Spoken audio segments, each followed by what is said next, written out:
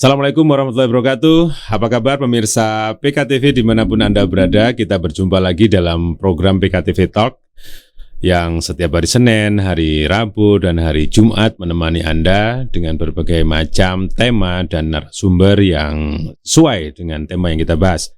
Nah, sebelumnya juga saya sapa dulu pemirsa yang ada di Samarinda, yang ada di Tenggarong, maupun mungkin yang ada di Sangatta. Apa kabar Anda hari ini?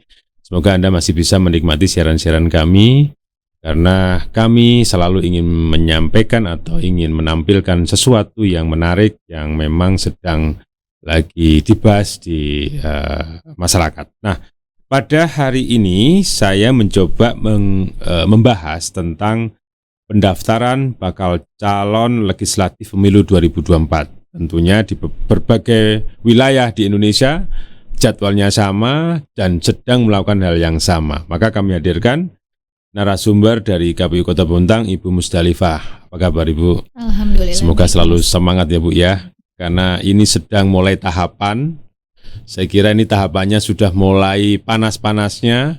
Dan nanti sampai setahun 2 tahun kemudian pasti akan terus-terusan di masyarakat yang dibahas adalah mengenai calon legislatif.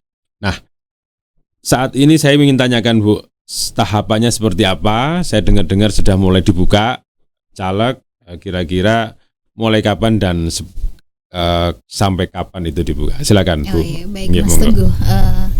Jadi terkait dengan tahapan sendiri itu dimulai dari sejak tanggal 1 Mei sampai dengan tanggal 14 Mei 2023. Nah, tanggal 1 sendiri sampai dengan tanggal 13 Mei itu kami buka pelayanan penerimaan mulai dari pukul 8 pagi sampai dengan pukul 16 sore. 16 sore, jam kerja ya? Jam kerja di KPU? Di KPU Kota Bontang.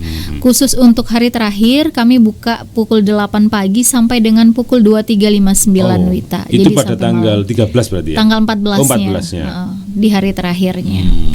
Dan biasanya namanya partai itu di hari-hari terakhir ini. Ya, mulai rame-ramenya kalau awal. Nah, mulai sampai sekarang Ibu, karena ini hari Jumat ya, hari ini ya. Kira-kira sudah ada yang daftar apa belum? Sampai dengan hari kelima belum ada yang daftar. Jadi tapi sudah ada surat yang masuk ke kami, sudah ada 2 partai yang konfirmasi melalui surat resmi akan mendaftar. Yang pertama itu di tanggal 8 ada partai PKS, sesuai dengan nomor urutnya. Jadi tanggal 8 jam 9 sampai jam 10. Dia sudah memang ya. Iya, sudah diatur memang. Kemudian ada PKB itu tanggal 13 hari Sabtu tanggal 13 Mei. Baru 2 partai itu yang konfirmasi. Ini menarik pemirsa PKTV. Kebiasaan memang partai itu cari hari yang tepat, hokinya lah ya, terus sesuai dengan nomor urutnya, karena secara publikasi pun juga jadi menariknya. Ini sebuah bukan informasi tapi menjadi salah satu entertainnya lah, sehingga mereka memang sangat cerdas lah dalam hal-hal tertentu, memang mereka sesuaikan. Nah itu pemirsa, meskipun sampai saat ini mungkin mereka ya memang tradisinya partai itu biasanya cari selain hari-hari hoki dan di akhir-akhir gitu, karena mungkin melengkapi berbagai macam dokumen-dokumennya. Nah sekarang pertanyaannya Bu, apa saja syarat yang harus dilengkapi oleh bacalek? Iya, terkait syarat yang perlu kami sampaikan pertama adalah adanya syarat pengajuan. Jadi pengajuan, formulir gitu ya? Ada formulir yang harus diisi dan itu melalui Silon. Formulir dari, nah ini melalui apa tadi? Silon. Silon itu sistem informasi pencalonan. Jadi pada proses pencalonan semuanya menggunakan alat bantu Silon. Silon ini online ya? Online. Aplikasi yang diciptakan oleh KPU RI. Jadi nanti bisa menginput semua dokumen persyaratan di dalam Silon, termasuk formulir pengajuan, kemudian formulir daftar calon, daftar bacaleknya itu juga nanti disampaikan ke KPU, dan dokumen persyaratan administrasi yang lainnya. Nah, dokumen administrasi persyaratan contohnya apa? Misalkan surat keterangan kesehatan, jasmani dan rohani, kemudian bebas narkoba, ijazah SMA yang dilegalisir atau ijazah S1, S2. Itu harus dilegalisir semua dan kewenangannya ada di Disdik Provinsi. Nah, ini sekarang berarti kalau ngurus kesehatan melampirkan itu harus ke dinas-dinas terkait ya. Iya, Apa saja dinas-dinas itu tadi? terkait. Untuk kesehatan, misalkan kesehatan jasmani dan rohani, itu bisa ke Itu wajib RSUD. semuanya ya. Itu wajib semuanya tanpa terkecuali. Jadi ada yang lucu kemarin partai politik ada yang bertanya kalau incumbent bagaimana? Oh enggak, kami sama perlakuannya, tidak ada yang beda-bedakan. Belum saya tanyakan tadi, mau saya Iya. tanyakan. Incumbent meskipun dulu sudah pernah, itu sekarang harus. tetap harus karena kita tidak tahu ya. Siapa tahu di tengah jalan kesehatannya berubah ya. Iya, kesehatannya berubah. Apakah lebih sehat lagi? Lebih sehat lagi. Ataukah menurun? Jadi itu tetap realistis wajib. lah. Jadi Dan itu diurus di dinas kesehatan. di rumah sakit Rumah pemerintah. sakit pemerintah. Puskesmas boleh ya. Boleh puskesmas. Puskesmas. Rumah sakit pemerintah. Swasta, rumah sakit swasta. Swasta nggak bisa. Nggak bisa. Harus rumah sakit harus. pemerintah. Memang kelihatan ya. Iya. Kalau ada di aturan. rumah sakit swasta tidak dicoret atau gimana? Ya, nanti dokumennya kami kembalikan Iya, pada tidak ada saat yang kurang Vermin, gitu ya. pada saat Vermin. Oke. Terus ada tadi namanya surat kelakuan baik atau apa tadi? Kalau SKCK SKCK. sebenarnya adalah untuk keperluan mengurus ke pengadilan. Dan Jadi, ini wajib. wajibnya itu menjadi syarat di pengadilan. Di Kalau pengadilan ngurus apa tadi? Surat keterangan tidak pernah dipidana penjara. Iya. Atau surat keterangan mantan terpidana yang sudah tidak tersangkut kasus. Karena aturannya kan mantan pidana boleh kan? Iya, boleh. Hanya pernyataannya harus dari dari pengadilan. lapas. Pak Lapas. Dari lapas, kemudian juga bisa kemudian gini, dia juga harus mengumumkan jati ada dirinya kewajiban dia mengumumkan di media massa. Di Iya media benar, massa. Mas. Jadi harus ada kewajiban. Ya memang itu. sempat rame itu ya. Iya, Jadi harus benar. diumumkan di media massa bahwa beliau pernah ditahan lah ya, bermasalah. Itu termasuk harus juga putusan pengadilannya itu harus dilampirkan. putusan pengadilan. Iya, putusan pengadilan terkait dengan berapa lama dia menjalani pidananya. Jadi SKCK itu ditujukan untuk mengajukan ke Pengadilan pengadilan. negeri. Nanti pengadilan mengeluarkan surat tidak pernah dipidana Iya, gitu ya. betul sekali. Itu menjadi syarat itu. Nah, terus ada lagi surat kesehatan. Bebas narkoba. Bebas narkoba. Itu ada lagi juga. Kalau bebas narkoba ini bisa dari rumah sakit, bisa puskesmas, kemudian bisa BNN. Tapi yang resmi bukan yang resmi, umumnya BNN ya. Umumnya BNN. Nah, kemarin ada partai yang ngurusnya di Polres. Ada ya. Terus? Tapi kami sampaikan itu tolong dirubah karena di aturan kami bahwa Polres itu bukan menjadi salah satu tempat yang bisa digunakan untuk mengurus bebas narkoba. Jadi selain rumah sakit, BNN ya. Kalau Polres nggak boleh. Enggak, Polres nggak boleh. Tapi masih ada mungkin ya yang tidak tahu dia ke Polres kali ya. Iya, kemarin sebelum kami sosialisasi kebetulan sudah jadi semua tuh dokumennya. Jadi kelajuan. Kelajuan. Iya, terlalu semangat mungkin ya. Semangat. Iya. Terus ada persyaratan lain, Pak? Ijazah mungkin. Ijazah harus dilegalisir ya. Harus dilegalisir. Minimal Mas. ada nggak tahun ini periode ini harus ijazah SMP atau SMA? Ijazah minimal SMA. SMA. Nah, wajibnya SMA dan itu harus dilegalisir. Kalau SMP nggak bisa. SMP nggak bisa, Mas. Kalau dulu pernah bisa ya? Ya? Rasanya SMA deh. SMA. Memang paling tidak harus SMA. Kalau bisa mulai satu harusnya. Tapi kan mereka kadang-kadang pintar juga. Namanya SM. Biar lulus SM itu kan nggak menjamin lah istilahnya. Tidak menjamin. Itu dilegalisir. Kalau ditemukan legalisirnya nggak ada, nggak bisa. Nggak bisa. Nanti pada saat Vermin berarti dia tidak benar. Maksudnya nanti kami komunikasikan ke partai. Ini harus dilengkapin. Jadi nggak benar lah ya. Maksudnya tidak lengkap. Jadi harus ada legalisir ijazah dari pejabat harus yang itu berwenang. wajib sudah ya. Jadi harus legalisir itu sudah. Saya kira itu udah hal-hal lumrah yang biasa diinikan. Tapi ada beberapa yang karena calegnya ini sudah lama meninggalkan sekolahnya, kadang-kadang mereka menggampangkan mungkin ya. Benar. Dan itu tidak bisa diterima harus ini. Benar itu. Iya. Ada yang lain, Mbak? Salah. KTP elektronik sih, kemudian ada juga tanda bukti telah terdaftar sebagai pemilih. Jadi kalau tanda sebagai bukti pemilih. Iya. Tanda bukti itu bisa diambil dari KPU saja. Dari pakai online gitu ya. Pakai online bisa, dicek DPT online, kemudian bisa datang ke KPU. Kenapa saya menanyakan lebih detail pemirsa? Siapa tahu memang masih ada caleg yang kurang informasi, kurang maksimal dari partainya. Tapi saya pikir partai pasti membantu ya. Tapi saya tidak ada salahnya saya tanyakan ini. Siapa tahu memang ini menjadi informasi yang langsung ya dari sumbernya bahwa hal-hal yang itu memang wajib menjadi lampiran dalam melengkapi bacalek itu. Iya, satu hal lagi saya tambahkan Mas, kalau misalkan bacalek ternyata ijazahnya hilang nih. Ijazahnya hilang, kebakar hilang. gitu. Ya kebakar atau kebanjiran gitu ya. Lagi musim banjir gitu. Kebanjiran itu bagaimana? Jadi cukup buat surat keterangan pengganti ijazah. Dari dinas. Sekolah. Dari sekolah. Dari dinas pendidikan. Dari dinas pendidikan. Kalau yang berbeda. Dinas tersini atau yang di asalnya? Dinas pendidikan asalnya. Asalnya. Dinas pendidikan provinsi maksudnya. Oke. Karena, provinsi. Ya, kewenangan SMA di provinsi. Jadi dinas pendidikan provinsi. Jadi dinas pendidikan provinsi mengeluarkan surat keterangan menyatakan kehilangan sebagai bukan ijazahnya ya, surat keterangan ya. Surat keterangan. Oke. Saya kira ini banyak ini ditemukan. Banyak. Ada beberapa memang bacalek yang bolak-balik konsultasi terkait itu. Jadi ada ijazahnya yang hilang. Kemudian kami sarankan, bukan kami sarankan sih, tapi kami memang sampaikan bahwa itu harus membuat surat keterangan pengganti ijazah. Nah, surat keterangan pengganti ijazah ini itu nanti dikeluarkan oleh Disdik provinsi. Jadi statusnya itu sama, setara dengan ijazah. Tapi berupa surat keterangan ya. Iya. Pengakuannya sama. Nah ini saya aja mungkin kalau tanya surat ijazah SMA mungkin juga lupa ini. Semua jadi transkrip di sarjananya semua. Jadi kalau yang ini lupa kali ya. Ini mungkin dialami oleh pemirsa PKTV yang kesulitan atau hilang ya, solusinya seperti itu. Tapi provinsi ya, bukan ke sekolah atau dinas pendidikan saja.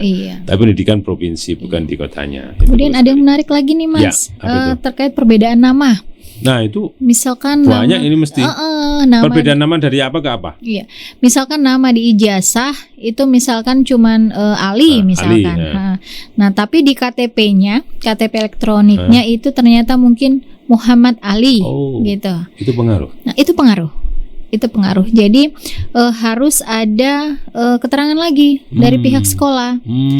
Pihak sekolah apakah bersedia atau tidak memberikan keterangan yang bersangkutan bahwa nama di ijazah itu sama dengan nama di KTP. Ya. Ini pemirsa saya memahami. Mungkin ini banyak caleg-caleg yang berijazah palsu. Sehingga larinya ke situ ya. Iya. Oke. Lebih ke sangat hati-hatian.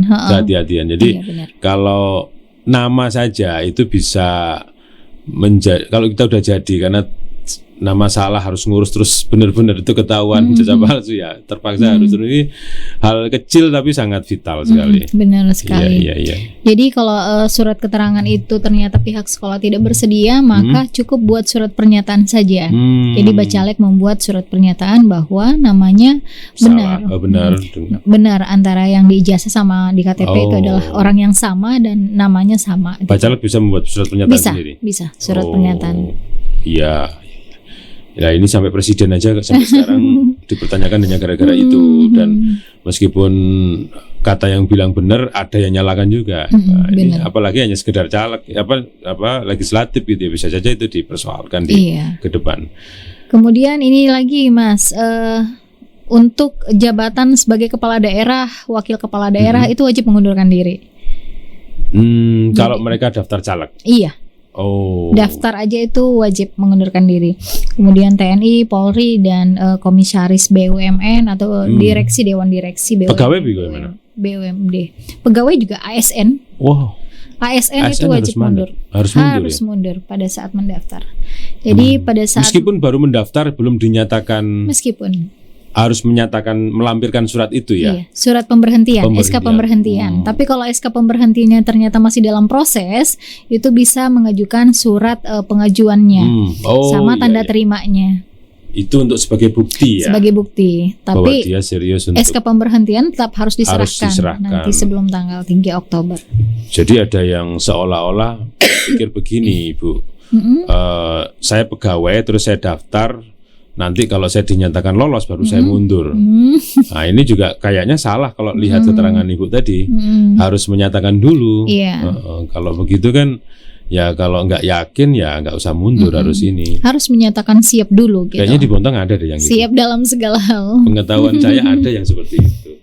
Ya semoga ini hasilnya bagus lah karena Anda memang yakin bahwa pada saat kontestasi nanti Anda lolos gitu kan, seperti itu. Terus ada lagi, Bu? Untuk usia sendiri Usia? minimal 21 tahun. Oh, 21 tahun ya. Iya, 21 tahun. Jadi kalaupun oh iya, masuk akal lah. Karena dulu ada yang masih muda tapi muda di atas 21 tahun. Kalau maksimalnya, Bu? Maksimalnya nggak ada batasan sih, hanya Nggak ada batasan, ya? di aturan itu hanya minimal 21 tahun Minimal saja. 21 tahun. Iya. Maksimalnya ya berapapun ya, asalkan mampu. Iya. Biar tua tapi kalau semangat muda ya boleh saja. Toh nanti bisa dibuktikan dengan disinkronkan dengan kesehatannya ya. Oh iya, karena nanti ada apa uji kesehatan lah. Iya benar. Kalau dia rata-rata mungkin tenaganya kuat, tapi kadang-kadang psikologisnya yang kadang-kadang terganggu. Ya, kalau nggak ada, saya ingin nanya tentang tata cara pendaftaran ini. Iya, tata cara pendaftarannya. Jadi kalau di KPU sendiri nanti melalui surat resmi itu menyampaikan Surat kepada resmi kami. itu dari partai atau dari sendiri? Iya, surat resmi dari partai politik. Partai politik. Karena kan bacalek ini. Tapi tidak pribadi sifatnya kan? Iya, tidak rombongan pribadi. partai ya? Iya. Tapi itu lampirannya. Iya. Oke, lanjut. Bersurat ke KPU untuk memberitahukan jadwal sebelumnya. Jadwal kapan sih? Untuk pendaftaran. Kapan mau mendaftar, kemudian jam berapa? Karena ini penting bagi kami. Jangan sampai Tapi daftarnya gelondongan kan? daftarnya satu partai, gelondongan. satu rombongan gitu Iya. kan? Oke. Jadi bukan per orang. Bukan per orang. Bukan, per parpol dia Per datang. parpol. Iya benar. Nah sekarang sebelum dilanjutkan, ada berapa parpol di Bontang yang nanti akan Di Bontang kita ada 18 partai. 18 partai ya? Ada Ingat 18 pemirsa. parpol. Jadi dari sekarang sudah harus punya pilihan nih partai mana kan? Yang Ibu tahu Kalimantan Timur ada di atas 18 nggak? Nggak ada. Sama semua ya? Total 18. 18, semua ada ya? Iya, semua ada. Oke, termasuk di 18 Bontang partai. juga? Termasuk di Bontang. Woi, 18 Bontang partai. lengkap ini ya, 18 partai. Tapi saya nggak tahu ini partai-partai yang baru-baru ini belum lapor juga ini. Lanjut, Iya. Bu. Ada 18 partai. Kemudian untuk mendaftar itu harus memiliki akun Silon. Nah ini akun Silon tadi ya dibahas tadi pemirsa, ada akun Silon yang mereka harus daftar. Ini daftarnya gimana? Perorangan, per partai atau gimana? Iya, daftarnya per partai. Per Jadi partai. bukan perorangan. Jadi satu partai itu membawahi 25 bacaleknya. Nanti akan diajukan dokumen persyaratannya ke KPU Kota Bontang. Nah, namun sebelumnya harus ada penginputan dulu, penginputan data. Bukan di Silon tadi ya? Iya, penginputan Penginputan. datanya di Silon. Oh, di Silon. Di Silon, dan itu bisa dilakukan di sekretariat masing-masing partai politik. Nah, setelah diajukan, nanti mereka juga ajukan ke DPP. Ketika DPP menyetujui daftar 25 caleg ini, bacalek Oke. ini, barulah mereka bisa melakukan pendaftaran ke KPU Kota Bontang. Jadi DPP-nya harus tahu dulu nih, Tahu dulu. siapa sih caleg-calegnya. Caleg-calegnya. Jadi setiap daerah-daerah itu mesti setor sama semua ya ke DPP-nya. Iya. Di masing-masing, harus. maka DPP akan melegalkan lah Iya. dari setoran dari Menyetujui. masing-masing daerah. Kalau sudah disetujui oleh DPP, itu melalui akun Silon juga soalnya. Itu nanti ada formulir yang keluar, ada dokumen yang keluar. Oke. Nah, itu dibawa ke KPU. Oh, Jadi, anggap di print lah ya. Iya, mereka ya, di print, dilampirkan ke baru KPU. dibawa ke KPU. Jadi bukan tadi yang dokumen administrasi itu yang dibawa, enggak. Semua masuk sebagai persyaratan di Silon tadi. Di Silon, cukup di Silon. Tapi untuk yang formulir B pengajuan, persetujuan DPP, kemudian daftar bacaleknya, itu aja yang dibawa ke KPU. Ada potensi manipulasi kan Mbak kayak gitu? Nanti kami ngeceknya di Vermin. Oh, ada verifikasi. Iya, ada masa verifikasi administrasi. Ya kalau mungkin kita tidak berharap para caleg itu berbohong pada di awal ya. Kita berharap semua kelengkapan itu benar-benar memang dilakukan ya. Iya, benar. Dilakukan. Kan kalau namanya online ini kan, kalau teknologi ya bisa saja dimanipulasi, tapi kita tidak berharap begitu kan gitu. Makanya nanti ada verifikasi. Nah, setelah mereka datang untuk melampirkan itu semua ya Iya. ke KPU bersama-sama dengan mungkin pengurus dan rombongan mereka. Iya, ya. benar. Dan Iya. itu diserahkan mereka, tidak ada aturan ya harus seperti apa. Maksudnya harus berapa orang, Oh, enggak, harus kami kapan. tidak ada pembatasan terkait orang. Oke. Jadi tidak ada pembatasan. Ini informasi saja bahwa PKS itu mungkin ada 300 orang yang akan datang. Oh, sudah disampaikan sampai sekian. Iya, kami Karena momentum komunikasi. ya mereka ingin. Kemudian PKB ada 50 orang nanti iya. yang akan datang. Jadi kami tidak ada pembatasan terkait itu. Jadi silakan saja. Dan tidak disiapkan konsumsi di sana ya? Tidak disiapkan konsumsinya. Kalau ada rombongan banyak ya silakan. Partai politiknya yang menanggung sendiri iya, gitu benar, kan. Mau benar, ke Coto atau kemana ya silakan kan gitu ya. KPU tidak menanggung. Tidak menanggung. Iya, nah yang bisa masuk ke dalam ruang verifikasi pun kami batasi 10. Oh, sampai segitu. Iya, kami batasi 10 orang karena memang aula kami itu tidak luas banget ya. Jadi harus ada pembatasan.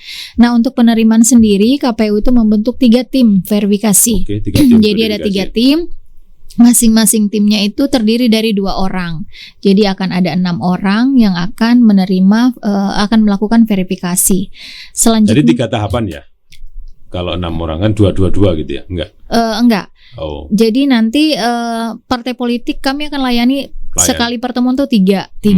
Kalau misalkan pada hari yang sama ada 3 partai politik, maka bisa langsung terlayani semua dengan baik oleh 3 tim ini. Ada nggak ketentuan KPU hari ini akan bisa menerima maksimal berapa?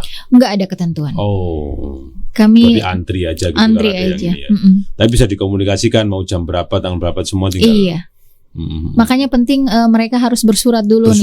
Oh, mereka semua wajib bersurat. Wajib bersurat kami. Tidak bisa lewat telepon ya? Tidak bisa. Oke, ini syarat yang penting juga nih ya, harus bersurat dulu untuk mengajukan kapan partai akan daftar. Iya, betul itu. Soalnya ini penting banget, jangan sampai ada di jam yang sama. Iya, menghindari itu ya. Iya, ada di jam yang sama. Karena ya juga meskipun tempatnya luas, tapi paling nggak kalau tempuk ini kan jadi nggak bagus. Ya. Benar. Oke. Nah, terus mereka dibebaskan membuat apapun. Contohnya ya, kalau dulu kan ada aksi-aksi apa di depan. Nah, itu gimana? Itu dia. Kemarin ada beberapa partai yang memang jumlahnya akan mengajukan banyak, lebih banyak 500 ke atas.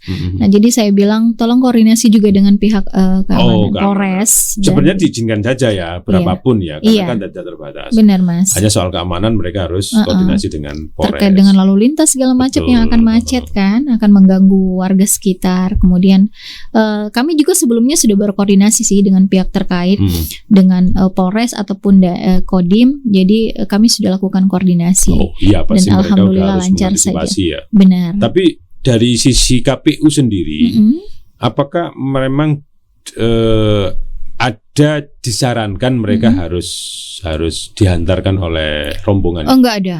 Kami enggak ada menyarankan itu. Enggak ada. Jadi terserah mereka ya. Iya, terserah mereka. Tapi kemarin sih kami komunikasi internal saja bahwa kalau bisa tidak usah terlalu banyak, takutnya mengganggu. Tapi kami tidak membatasi sama sekali. Cukup kami menghimbau secara lisan aja sih komunikasinya. Namanya himbauan pemirsa biasanya ya, namanya partai ini kan pingin ya, saking semangatnya. Benar. Saya kira hal yang wajar. KPU sudah menghimbau untuk tidak membuat sebuah soal keamanan lah ya, karena ini harus tertib, harus nyaman. Tapi kalau memang partai itu mengerahkan, ya itu sah saja asalkan memang bisa menjaga keamanan. Iya betul itu. Karena bukan hanya keamanan, tapi kemacetan lalu lintas, kebersihan lingkungan yang akan ditimbulkan. Selama partai politik bisa bertanggung jawab atas hal itu, ya monggo saja, silahkan saja. Intinya dari KPU tidak ada melakukan pembatasan. Khawatirnya mereka bawa alat band terus main kuda lumping di situ. Benar. Kayaknya mesti ada nanti nih partai yang mulai dengan prediksi saya ini. Iya, sepertinya akan ada memang, Mas. Ya, terus di dalam setelah itu beberapa jam ada proses verifikasi ya. Tapi verifikasi kan pada saat itu hanya formalitas saja. Formalitas saja. Kami hanya mengecek saja apakah ada.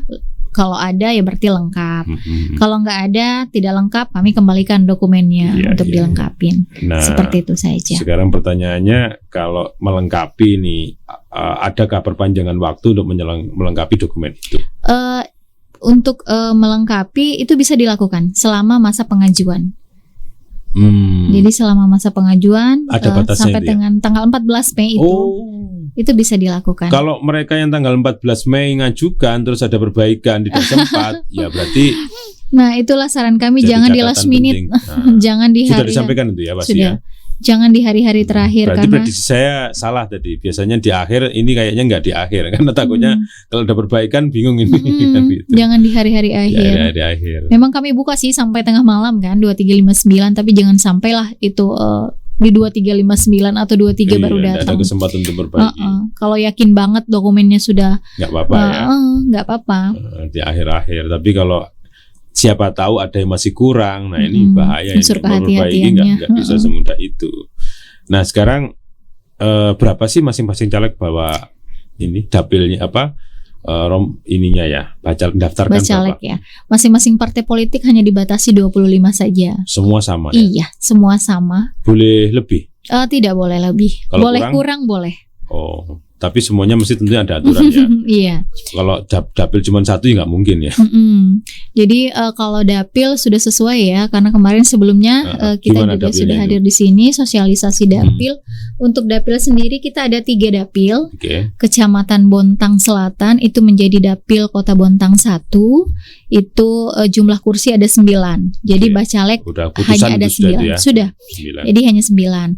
Untuk di barat menjadi Kecamatan Bontang Barat itu menjadi dapil Kota Bontang 2. Kursinya ada 4. Jadi bacaleknya hanya 4 saja maksimal. Kemudian Bontang Utara itu menjadi dapil Kota Bontang 3. Kursinya ada 12. Maksimal 12 saja. Jadi total ada 25 kursi sebontang. 3 dapil ini sama ya? Dulu sama. Tahun-tahun lalu ya. Iya, sama. Bontang Selatan dapil 1, Bontang Barat 2, Utara 3. Hanya saja kursinya yang berbeda. Nah, terus sekarang kalau kursinya itu lebih nyetorkan, kalau maksud saya masing-masing dapil itu berapa jumlah mereka akan daftarkan? Iya, masing-masing dapil itu di selatan itu 9, barat 4, utara 12. Jadi Lebih nggak boleh? Nggak boleh lebih, Mas. Mereka harus mencoret satu. Dan itu pun juga harus ini ya, partai politik nanti akan mencoret ketika ada yang lebih, dan itu harus memperhatikan keterwakilan perempuannya di situ. Gimana itu keterwakilan perempuan? Iya, keterwakilan perempuan itu menjadi wajib sekarang. Berapa persen atau pakai apa? Wajib 30%. 30%. Jadi kalau misalkan di urutan anggaplah yang di selatan ya, ada 9 kursi, ada 9 bacalek. Berarti ada 3 perempuan. 3 perempuan. Iya, harus ada 3 perempuan. Berarti kalau nggak ada 3 gimana? Kami kembalikan karena tidak memenuhi syarat. Karena wajib. Bukan ya, namanya wajib itu sudah harus. Benar-benar. Kalau selatan 3, kalau barat berapa? Kalau barat minimal 1. 1 bisa ya? Iya. Karena hanya 4 kursi ya? Hanya 4 kursi. Kalau 2 kebanyakan? Iya. Sebenarnya sebelum aturan itu ditetapkan, kami menggunakan PKPU 10 nomor 23. Itu masih 2. Kalau 1 dia tidak terpenuhi 25%, hanya 25%. Nah, tapi ada aturan PKPU 10 itu di dalamnya ada mengatur. Kalau misalkan hasil angka pecahannya itu di bawah 50, maka kita bulatnya ke bawah, pembulatan ke bawah. Kalau 50 ke atas, maka pembulatan ke atas. Nah, membuang lah istilahnya. 30, iya benar, 30% dari 4 ini adalah 1,2 sekian. Tapi jadi, dipakai yang 1 saja, pembulatannya ke bawah. Jadi ada 1. Yang bersyukur, ada yang ini gitu. Saya lihat teman-teman partai, wah beruntung lah cuma 1 gitu kan, karena memang nyari kader perempuan kadang-kadang mereka kesulitan. Benar. Ada yang kelebihan malahan. Waduh ini gimana ini? Ada yang kelebihan. Saya tahu partainya itu. Dan ini Mas, urutannya itu nggak boleh perempuan itu dikumpulkan di satu dapil. Misalkan perempuan semua di urutan di selatan tadi ya, yang 9, urutan 1, 2, 3 perempuan semua, sisanya baru laki-laki. Itu nggak bisa. Nggak bisa. Jadi sudah diatur setiap 3 bakal calon itu harus ada perempuan. Setiap 3 bakal calon. Iya. Urutan 1, 2, 3 harus ada perempuan 1. Bisa jadi di urutan 1, urutan 2, urutan 3. Oh, itu ada aturannya? Iya, itu ada aturannya. Di semua dapil? Iya, di semua dapil. Paling urutan 2, 3 gitu baru ditaruh ya? Bisa ditaruh 2, boleh. Nomor 3 boleh. Ada juga partai yang menaruh di nomor 3, 6, 9, itu boleh. Yang penting 3 besar ini harus ada perempuan. Iya. Setiap 3 bacalek harus ada perempuan 1. Oh, 3 bacalek harus perempuan 1. Oh gitu. Iya, paham. Oke. Ini menarik ini teman-teman. Berarti yang Bontang Utara berapa? Bontang Utara 4. Ya. Paling banyak ya. Iya. Kalau selatan 3, barat 1, utara 4. Karena Ya, ada 12 kan. ini ada yang sulit saya yakin di partai ini Iya, untuk memenuhi benar. Kemarin empat keterwakilan perempuan. Ya. Oke. Kalau sudah kita berbicara dapilnya masing-masing, maka selanjutnya kita akan tanya bagaimana dengan bacalek ex napi. Iya. Mestinya ini ya semoga tidak ada ya. Tapi siapa tahu ada gitu ya. Apakah ada syarat tambahan yang harus dilengkapi? Iya, sepertinya ada dan itu sudah dikonsultasikan oleh partai politik. Terkait dengan ex napi, mantan terpidana, mereka harus melengkapi beberapa persyaratan yang mungkin di luar dari yang normal ya. Artinya ada tambahan. Yang pertama adalah surat keterangan dari lapas. Di mana dia dipidana, ditempatkan pada saat itu. Kemudian ada putusan pengadilan yang menyatakan kemarin dia bersalah dan menerima hukumannya. Itu harus dilampirkan. Kemudian juga mereka wajib untuk mengumumkan di media massa. Tadi sudah disampaikan, tapi ini sangat penting sekali. Kalau ada yang daftar X ya berarti dia harus melakukan itu ya. Dia harus melakukan itu. Dan itu wajib untuk mengumumkan ke media massa.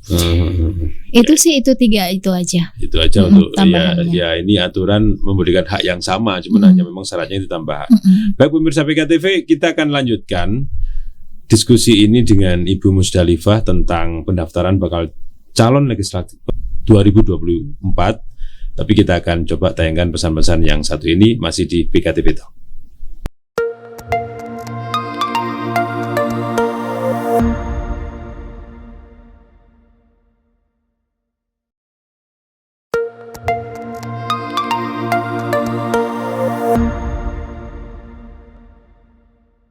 Saya masih bersama dengan Ibu Musdalifah. Beliau di Divisi Teknis Penyelenggaraan KPU Kota Bontang. Suatu saat kita juga akan ngundang KPU Kalimantan Timur ini, karena Samarinda mungkin ya karena beliau yang bisa termasuk juga bisa menjelaskan, karena sama aturannya sama yang diceritakan beliau juga sama yang diceritakan mungkin KPU pusat juga, karena memang aturannya demikian. Nah, saya lanjutkan. Setelah mereka daftar dan memenuhi persyaratan, terus jadwalnya juga pas, tentunya jadwal selanjutnya kan masih ada. Nah, itu seperti apa aja Bu? Jadwal selanjutnya?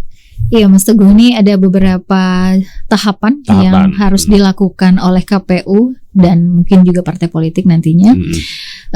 Yang pertama sebenarnya gini. Kami lakukan pengumuman dulu di awal. Apa yang diumumkan itu? Pengumuman pengajuan bakal calon. Ini di awal sebelum pendaftaran. Jadi kita flashback kembali, rewind kembali. Itu pengumumannya sudah kami lakukan dari 24 April sampai dengan 30 April.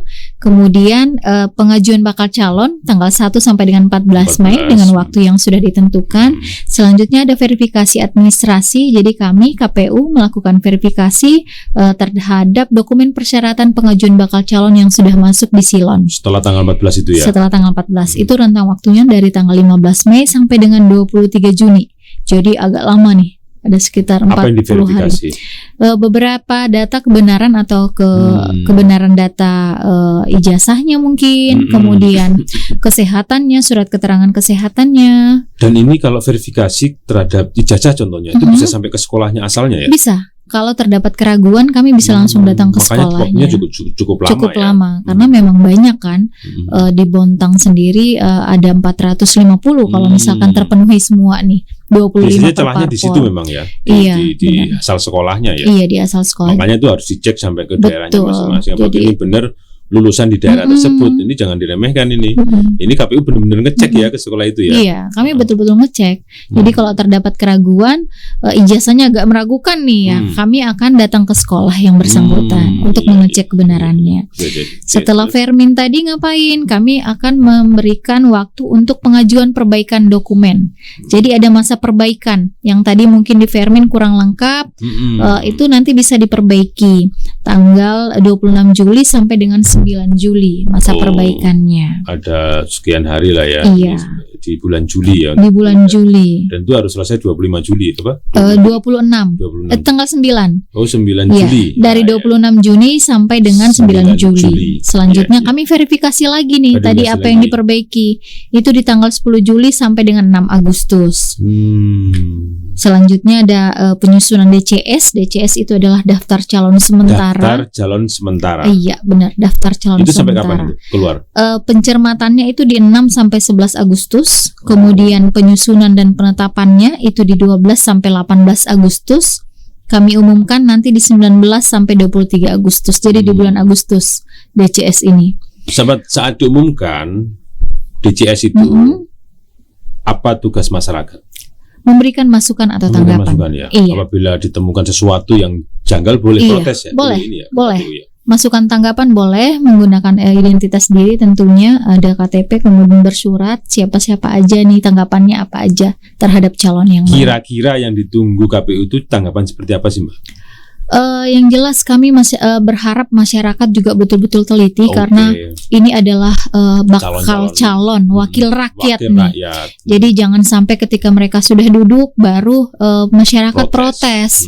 Ada itu kan orangnya begini. Kenapa enggak pada saat kami memberikan peluang itu, kesempatan itu, masyarakat Protes. ayo coba sama-sama mencermati nih, apakah orang ini layak untuk menjadi wakil kita di DPRD. Kalau nggak layak silakan sampaikan, ini fair saja. Iya, gitu. benar. Kalau nggak layak silahkan. Ini penyelenggara sudah membuka diri, memberikan waktu khusus ke Anda pemirsa PKTV ya, semuanya ya, untuk bisa memberikan komennya terhadap calon-calon. Iya, benar. Selanjutnya, habis itu ada pengajuan pengganti. Ini kalau misalkan apabila ada penggantian, itu nanti di bulan September tanggal 14 sampai 20. Kemudian penggantinya itu memang ada waktunya ya? Ada Kalau waktunya. di bulan Juli mereka ingin ganti nggak bisa? Nggak bisa. Nunggu di bulan itu. Iya. Jadi pengajuan pengganti calon sementara itu di tanggal 14 sampai dengan 20 September. Biasanya diganti karena apa Mbak? Biasanya karena meninggal dunia. Karena meninggal dunia ya. Kemudian- Memungkinkan itu ya. Iya, itu sangat Karena memungkinkan. harus diganti. Kemudian juga misalkan kami temukan ada dokumen palsu, itu juga bisa dilakukan penggantian. Jadi partai politik bisa mengajukan penggantian calon. Yang bisa menggantikan itu KPU juga karena tadi ya mungkin dianggap contoh dokumennya palsu. Tapi boleh juga partai mengganti. Boleh, partai politik yang mengajukan. Tiba-tiba kami anggap dalam diskusi internal partai terus ini calonnya nggak komitmen terus diganti, itu boleh ya? Nggak komitmen maksudnya Komitmen di internal partai di gitu. internal partai. Saya sebagai ketua partai, wah ini ganti aja dengan Enggak. ini. Jadi- Terus saya ajukan ganti, boleh. penggantian itu tidak boleh dilakukan sepihak seperti itu. Jadi betul-betul ada syarat yang harus terpenuhi. Jadi syarat Tapi itu ketentuan hak berlaku. partai kan? Itu hak partai. Hak ketua partai lah ya. Iya, syarat ketentuannya berlaku. Jadi tidak serta-merta dia bisa mengganti begitu saja. Oh. Jadi ada beberapa. Dan mungkin penggantinya itu karena mundur juga mungkin ya. Iya, benar. Siapa tahu sudah di tengah jalan istrinya bilang nggak usah deh ya, mundur saja. Itu bisa ya. Bisa karena support keluarga itu Keluarga betul-betul yang penting. utama. Benar, Mas. Iya. Oke. Setelah itu ada verifikasi lagi. Verifikasi Jadi, lagi. setelah itu kami akan melakukan verifikasi lagi terhadap dokumen pengajuan yang pengganti tadi. Jadi tetap tidak menutup akses ya untuk kami setelah kami lakukan di awal selesai 25, kemudian partai politik mau mengganti kami tidak lakukan vermin, itu salah banget. Itu tetap kami lakukan verifikasi administrasi. Di akun yang baru juga Iya, mengalami benar. hal yang sama. Selanjutnya ada penetapan DCT. DCT itu Iya. kapan itu? Ini DCT ini adalah daftar calon tetap. Tetap. Jadi pencermatan rancangannya sendiri di 24 September sampai dengan 3 Oktober. Kemudian penyusunan dan penetapannya itu di 4 Oktober sampai dengan 3 November. Jadi 3 November itu adalah hari akhir di mana DCT sudah ditetapkan oleh KPU. 3 November ya. 3 Sudah November. final ini. Iya. Ini yang sudah mulai harus mulai dilihat nih orang-orangnya di DCT nanti di 3 November. Benar. Siapa yang benar-benar layak Anda pilih semuanya di situ. Dan mulai itu boleh kampanye ya. Kampanye Nanti ada jadwalnya lagi. ada jadwalnya sendiri, akan diatur oleh PKPU sendiri. Pertanyaan saya, selama ini sampai nunggu DCT, mereka boleh ke masyarakat ya, mirip-mirip kampanye lah. Itu boleh nggak? Nah itu dia. Itu di Bawaslu sebenarnya ya, kewenangan di Bawaslu nantinya. Kalau KPU hanya ranahnya di Bawaslu. Kalau KPU kami hanya menyiapkan bagaimana mereka mendaftar, mencalonkan diri, mengajukan segala macam persyaratan. Menurut pengetahuan Mbak, mereka sah-sah saja kan? Kalau kan butuh sosialisasi mereka.